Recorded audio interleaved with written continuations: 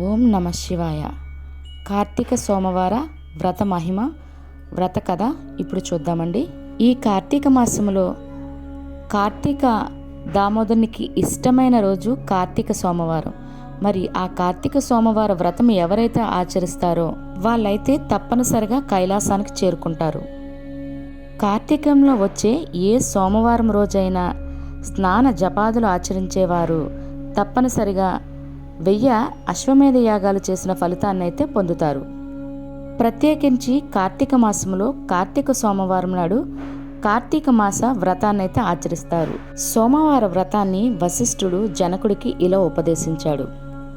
ఈ వ్రతాన్ని ఏ జాతి వారైనా, స్త్రీ పురుషులు ఎవరైనా ఆచరించవచ్చు. ఆ రోజంతా ఉపవాసం ఉండి నదీ స్నానం చేసి శక్తి కొలది దాన ధర్మాలు చేసి శివుడికి బిల్వపత్రాలతో పూజ చేసి సాయంత్రం నక్షత్ర దర్శనం తరువాత అల్పాహారం తీసుకోవాలి. ఈ విధంగా నిష్ఠగా ఉంటే ఆ రాత్రి జాగరణ చేసి జాగరణ సమయంలో శివపురాణ పఠనం చేయాలి. మరునాడు ఉదయం నదీ స్నానం చేసి నదీ స్నానం అనంతరం నువ్వుల దానం చేసి తరువాత పేదవారికి అన్నదానం చేయాలి.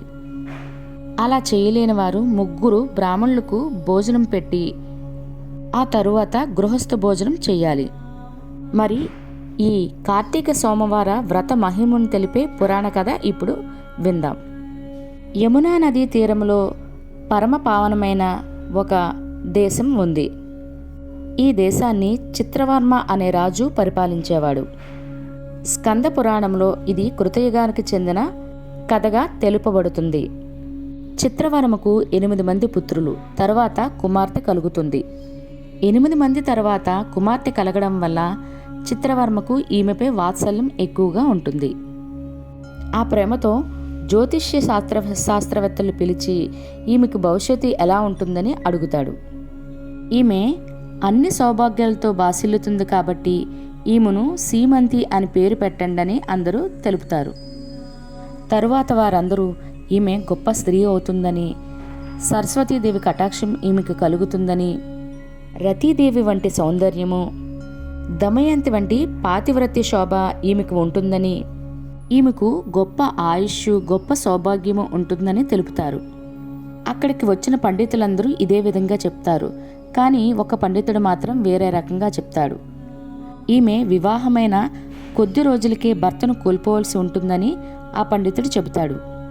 ఈ మాట వినగానే రాజుకు మనసు చాలా దుర్భరమవుతుంది. ఈ మాటను మనసులో ఉంచుకొని బాధపడుతూ ఉంటాడు. ఈమె పెద్దదవుతూ ఉంటుంది. పెరిగే కొలది చదువులో ప్రావీణ్యం పొందుతుంది. శాస్త్ర గ్రంథాల్లో కూడా ప్రావీణ్యం పొందుతుంది.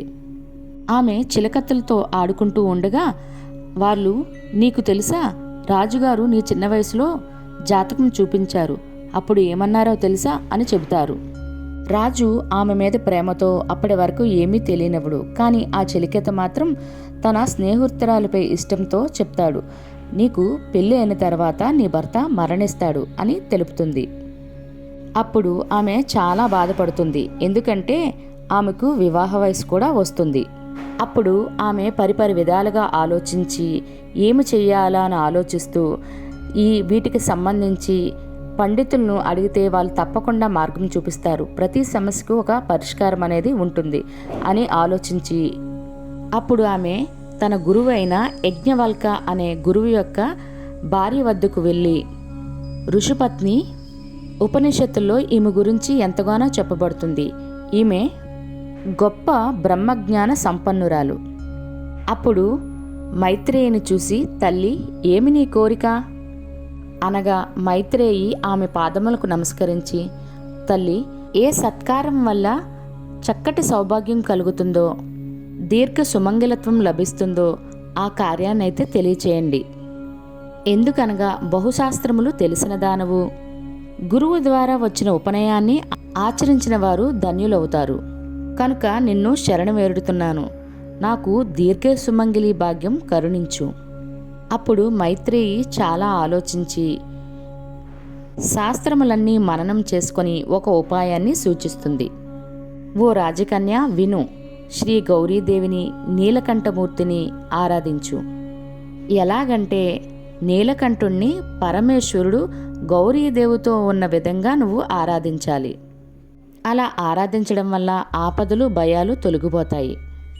ప్రాతకాలంనే లేచి శుభ్రమైన వస్త్రాలు ధరించి అటుపై పగలంతా శివస్మరణ చేస్తూ, అలాగే ఇంద్రియాలను నిగ్రహించుకొని, వాక్కును నిగ్రహించుకొని, కోపం పనికిరాదు, అనవసరపు మాటలు పనికిరావు, నిందావాక్యాలు పనికిరావు. ఇవన్నీ కూడా నియమాలే.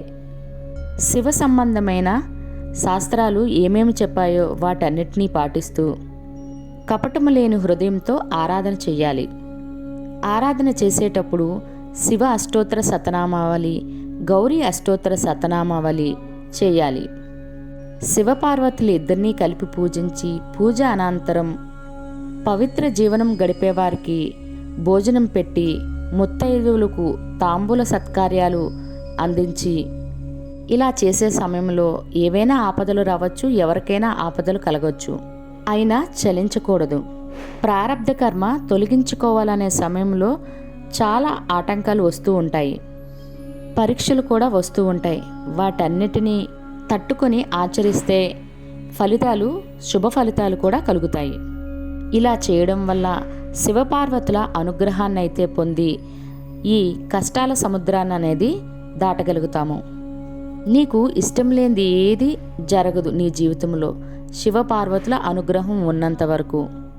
ఇది వినిన రాకుమారి మైత్రేయికి నమస్కారం చేసి వ్రతం ఆచరించడం మొదలుపెట్టింది. అప్పటికి ఆమెకు వివాహం కూడా నిశ్చయం కాలేదు. కన్యగా ఉన్నప్పుడే ఈ సోమవార వ్రతాన్ని ఆచరిస్తూ ఉండేది. ఇంతలో తండ్రి ఒక చక్కటి సంబంధాన్ని అయితే తీసుకుని వచ్చారు. అది ఎటువంటి సంబంధం అంటే, నలచక్రవర్తి వంశానికి చెందినవాడు యువకుడు. నలచక్రవర్తి యొక్క భార్య పేరు దమయంతి. వారి పుత్రుడు ఇంద్రసేన మహారాజు. ఆ ఇంద్రసేనుడి పుత్రుడు చంద్రంగుడు. ఇతడే ఇప్పుడు వరుడుగా వస్తాడు. ఆ విధంగా నలచక్రవర్తి యొక్క మనవడు. ఇప్పుడు అతడు ఎంతో అందంగా కూడా ఉంటాడు. వారిద్దరికీ కూడా సంబంధం నిశ్చయమైంది మరియు వివాహం కూడా జరిగినది. వివాహమైన కొద్ది రోజులకి అల్లుడికి యమునా నదీ తీరములో విహరించాలని మనసు కలిగినది. మామగారు దానికి అన్ని ఏర్పాట్లు చేస్తారు. యమునా నదీ తీరములో పడవ ప్రయాణంపై విహరిస్తూ ఉండగా యమునా నది ఉద్రిక్తమై పడవ మునిగిపోతుంది. ఆ వార్త విన్న మామగారు వెంటనే నదీ ప్రవాహం దగ్గరికి వచ్చి ఎంతో బాధపడి విలపిస్తూ ఉంటారు. అప్పుడు చుట్టుపక్కల వారంతా వస్తారు. అక్కడ వారితో పాటు వెళ్ళిన అందరి మృతదేహాలు దొరుకుతాయి, కానీ చంద్రాంగుడి మృతదేహం మాత్రం దొరకదు. అతని మృతదేహం కొట్టుకుపోయిందని అందరూ భావిస్తారు. ఎంతో విలపిస్తూ బాధపడుతూ ఉంటారు. ఈ విషయం కుమార్తెకి ఎలా చెప్పాలో తెలియక బాధపడుతూ ఉంటాడు. కానీ తప్పక చెప్పాలి కదా అని కుమార్తె వద్దకు వెళ్ళి ఈ విషయాన్ని తెలియచేస్తాడు. మరి మనకి మృతదేహం అయితే దొరకలేదు కాబట్టి అతడు మరణించి ఉంటాడని చెబుతాడు. కానీ తను శివభక్తి కొలిది శివుని ఆరాధిస్తూ ఉంటుంది. నమ్మకం మాత్రం వదిలిపెట్టక పూజిస్తూ ఉంటుంది. ఈ బాధలో రాజు రాజకార్యములన్నీ వదిలి బాధపడుతూ ఉంటాడు. ఇదే అదునుగా చూసి దాయాదులు అతన్ని బంధించి రాజ్యాన్ని కైవసం చేసుకుంటారు. అప్పుడు ఈమె మాత్రం ధైర్యాన్ని వదలక శివారాధన చేస్తూనే ఉంటుంది. ఈ విధంగా 3 సంవత్సరాలు గడిచిపోతాయి. యమునా నదిలో కొట్టుకుపోయిన చిత్రాంగదుడు చిత్రంగా ఆ నది యొక్క లోతుల్లోకి వెళ్ళిపోతూ ఉంటే నాగకన్యలు అతన్ని చూసి పట్టుకొని అతడి దివ్యమైన రూపాన్ని చూసి ఆనందించి ఇతన్ని నాగలోకానికి తీసుకొని వెళ్ళి అనేకమైన పరిచర్యలు చేసి అతడిని ఆరోగ్యవంతుడిని చేస్తారు. మరి నాగలోకాన్ని పాలించిన తక్షకుడు వచ్చి, నీవు ఈ లోకానికి రావడం, నీవు ఆరోగ్యంగా కాపాడబడ్డం నీ యొక్క శ్రేయస్సు, నీ యొక్క సౌభాగ్యము అని తెలియజేస్తాడు. నీవు ఆపద నుండి బయటపడ్డావంటే నీకు దైవానుగ్రహం పూర్తిగా ఉంది. అప్పుడు చంద్రాగదుడు అంటాడు, ఈ విశ్వాన్ని పరిపాలించే రాజు ఆ పరమేశ్వరుడు, ఆ బోలాశంకరుడు ఇంకెవరు? ఆయనే నేను ఆరాధించేది, నన్ను అనుగ్రహించేది, నన్ను కాపాడేది కూడా అని తెలియచేస్తాడు. అప్పుడు ఈ నాగకన్యలు ఇక్కడే ఉండిపోమని, మా పరిచర్యలు తీసుకోమని రాజుకి ఉపదేశిస్తారు. కానీ ఇది దశమి, నేను నా రాజ్యానికి వెళ్ళాలి అని తెలియజేస్తాడు. అప్పుడు పరిచర్యలు మరియు ఒక గుర్రము ఇచ్చి ఏర్పాటు చేస్తారు. వస్తూ ఉండగా అప్పుడు ఆమె భార్య శివపూజ చేసి శివపార్థివ దేహాన్ని నదిలో కలపడానికి వస్తూ ఉండగా తన భర్తని చూసి ఆనందంతో ఉబ్బి తబ్బిబ్బవుతూ శివపూజ చేయడం వల్లే నా భర్త నాకు మరలా లభించాడు అని ఆమె అనుకుంటుంది.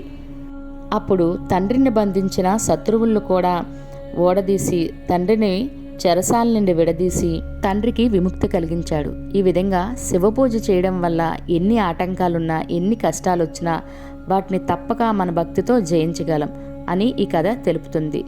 కాబట్టి శివపూజ చేసి కార్తీక సోమవార వ్రతాన్ని ఆచరించి శివుని యొక్క అనుగ్రహం తప్పక అందరూ పొందుదాం.